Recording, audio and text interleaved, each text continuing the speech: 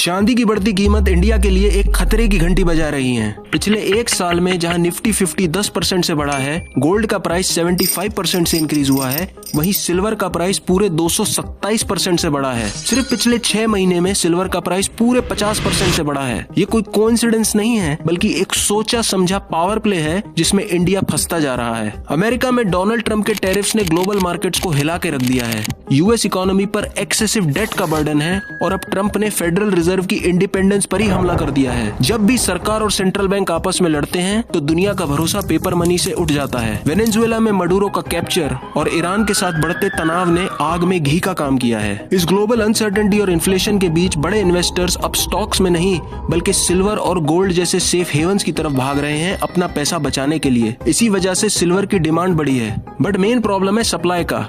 America ने silver को एक क्रिटिकल मटेरियल डिक्लेयर कर दिया है और 1 जनवरी 2026 से चाइना ने सिल्वर एक्सपोर्ट्स पर रिस्ट्रिक्शंस लगा दिए हैं। दुनिया की 70% सिल्वर रिफाइनिंग चाइना कंट्रोल करता है और ये रिस्ट्रिक्शंस लगा के चाइना ने सिल्वर की सप्लाई को एक वेपन बना लिया है। और इंडिया के लिए ये सब एक बड़ी प्रॉब्लम है, क्योंकि इंडिया वर्ल्ड का नंबर 1 इंपोर्टर है प्रोसेस सिल्वर का। चाहे वो आपकी ज्वेलरी हो या modern industry, electronics, solar panel, defence, ये सब सिल्वर पे डिपेंड करते हैं। बेसिकली चांदी के बढ़ते प्राइस ने इंडिया की सप्लाई चेन को हॉस्टेज बना लिया है।